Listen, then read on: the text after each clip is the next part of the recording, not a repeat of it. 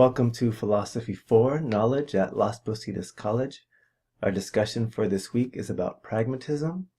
There are 3 readings in your textbook about pragmatism, one from William James, one from C.I. Lewis, and one from Rudolf Carnap. You'll find these readings in your Moser textbook on pages 225, 258, and 269. So, what is pragmatism?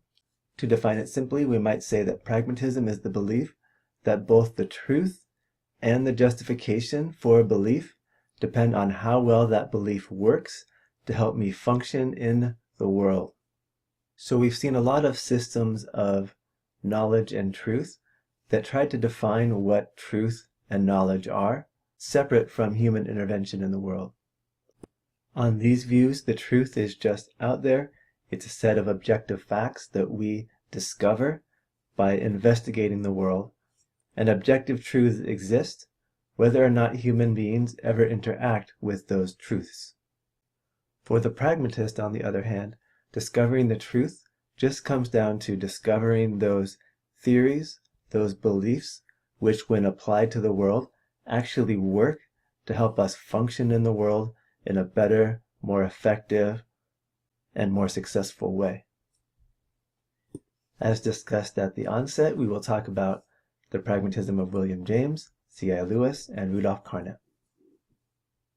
So the first reading that you will cover comes from William James. It's an essay called The Will to Believe. William James was around at the founding of pragmatism. His father was a good friend of C.S. Peirce, who was one of the original founders of this movement. In this essay, which was originally given to the philosophical societies of Yale and Brown, William James is using pragmatism to defend the idea of faith, especially here he means religious faith. He points out at the start of the essay that many philosophers and scientists alike had decided that it was impermissible to believe in anything that you couldn't establish beforehand with solid facts, solid observation, and evidence designed to show that that fact was true. William James, on the other hand, wants to say there are many types of belief. He has in mind things like religion, friendship, ethics, and the meaning of life that cannot simply be understood by ordinary, definite, and scientific means, but that were still important domains of knowledge and areas where we could still form legitimate philosophical beliefs that were rationally defensible. So ultimately, William James argues in his essay that in those cases where something really matters as a decision to make our life well lived, to make our life meaningful and effective, it's rationally permissible to decide to believe something even though there isn't sufficient evidence existing to prove that that belief is justified. In this case, these beliefs are justified because they help us live life and not by the existence of some external evidence justifying that my belief corresponds to some fact out there in the world. And in the essay, William James argues that if I refuse to form a belief when there is not enough evidence, at least 2 bad things will happen. One is I might miss out on the best lived human life if I just say all those big questions about religion and the meaning of life and friendship and value simply cannot be answered. Another problem that William James points out is that if we say we're not going to make choices about things like belief in the existence of God or friendship or value, there's a sense in which we still have made a choice about what to believe. By choosing not to make a choice, we've chosen not to believe in those things. James gives an example of this kind of choice. He says, imagine that you had to decide tomorrow whether or not you're going to leave on a trip around the world. A friend of sufficient means comes up to you, offers to take you on the trip with him, and you only have one day to choose. Remember that William James is talking in a time before we could hop on a jet and fly to Paris. This would be a major life engagement at the time of William James, involving ships and land travel, and it would be a huge undertaking that would radically change your life. James says this is just the kind of example where the pragmatic way of thinking has to be applied, because you can't make a decision like this based purely on facts. You don't actually know what's going to happen. You can't make a purely rational judgment. How's it going to affect my job? How will my life be when I get back 5 years later? What will happen to me on the trip? Will it be worth it? How can I compare the person I would have been with the person I would be if I didn't go? These are important questions, but ultimately, there's no fact of the matter upon which we can base this kind of a choice. James points out that this decision has 3 important properties. It's forced, living, and momentous. So when James says that the choice in this case is forced, what he means is I have to choose one or the other. He gives an example of a decision that is not forced. Am I going to go outside with my umbrella, or am I going to go outside without my umbrella on a rainy day? The reason this decision for James is not a forced decision is because I don't have to go outside at all. There's some third option, and I'm not forced to choose among just these 2 options. On the other hand, if I'm deciding, am I going to go on a trip around the world, this once-in-a-lifetime opportunity, or not go on this trip, there's really no choice in the middle. I either take the trip and leave tomorrow, or I let this opportunity pass me by. James points out that the choice is also living. What he means by living is just that it's a realistic option. Imagine I was trying to choose whether I should be a professional basketball player or a professional philosopher. This isn't actually a living choice because given my skill set and my age, it's not possible for me to become a professional basketball player. Notice it's also not a forced choice. It's not as if the only 2 things I could become is either a professional basketball player or a philosopher. On the other hand, if I was trying to choose between being a professional philosopher and going to law school, this is a living option because philosophy is a great training ground for law school. William James is talking to the philosophical societies of Harvard and Brown during the 1800s, and he says, I imagine many of you have asked yourself, should I believe in the God of Christianity or should I not believe in the God of Christianity? Given your philosophical inclinations and the culture within which you exist, says William James, these are probably both living options for you, things you could imagine being. He then points to some Eastern religions and says, on the other hand, for most of you, deciding to join and practice these Eastern religions is not a living option for you because of your cultural limitations.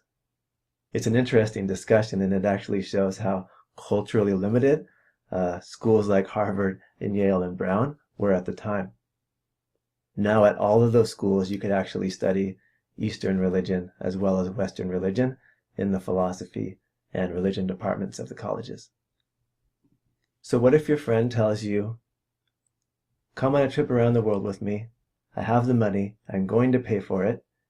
Is taking the trip a living option? Well, presumably so. Your friend is paying, and all you have to do is agree to go.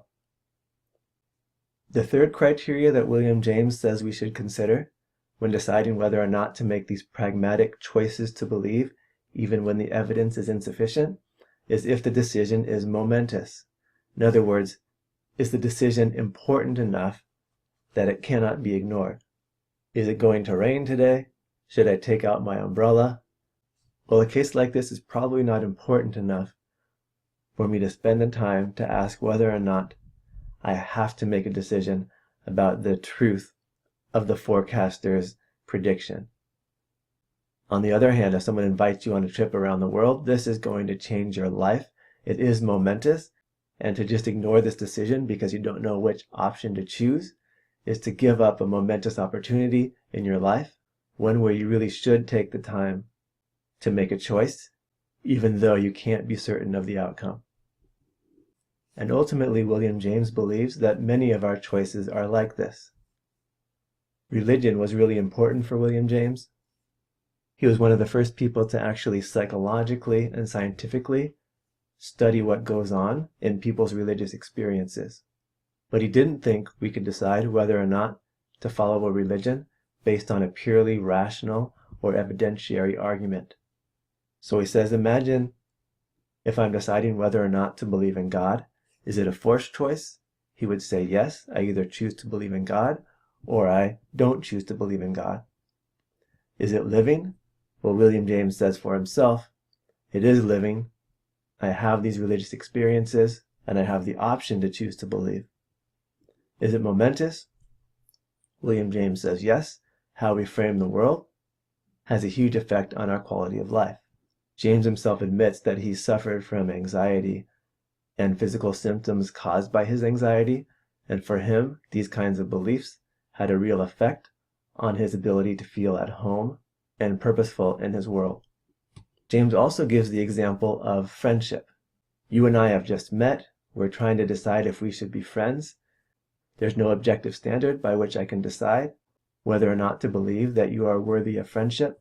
Should I give you the benefit of the doubt? Well, James is going to say, you either have to choose to let someone in or not to. You're asking the question in the first place, so apparently you have the ability to give this person the benefit of the doubt. And friendship can change your life. James points out that believing that other people are capable of friendship and worth getting to know creates a situation within which they're able to be the kind of person who's worthy of being a friend. For that reason, we can't always decide ahead of time whether or not someone is worthy, because sometimes it's extending that charity to someone which allows them to be the kind of person who's worthy of friendship. So in all of these cases, says William James, we can exert the will to believe, which is a decision to believe because we have to make some choice. We are capable of sincerely taking on this belief, and deciding not to choose at all is giving up an important decision that might have an important and momentous effect on our lives. Now, it's important to point out that for William James, this does not mean that I can just believe anything that I want to believe and that it will thereby be true. If I choose to believe that I can fly, and I test this idea in the world and I try to live my life and organize my life around the principle that I can fly, this principle is objectively not going to work. The first time I jump off a building, that's going to be the end of my belief and the end of my well-lived life. So you shouldn't interpret William James as saying, according to the pragmatists, you can believe whatever you want as long as it makes you happy to believe it in the moment. There really are objective facts about whether or not life is better lived when a principle is applied. So with William James' beliefs about meaning in life and religious experience and friendship, he still has to evaluate the validity of those beliefs for the effect they have on his life. Is he actually creating more meaningful relationships? Is his anxiety and suffering lower? Is he living a more effective life and flourishing in his life? So if those beliefs turn out not to help him make better sense of the world, not to work in practice, then ultimately they would have to be rejected, even if he wanted to believe them. But while we still lack evidence, and in cases where definitive evidence might be impossible to find, James wants to say we can take on beliefs for the purpose of living better lives.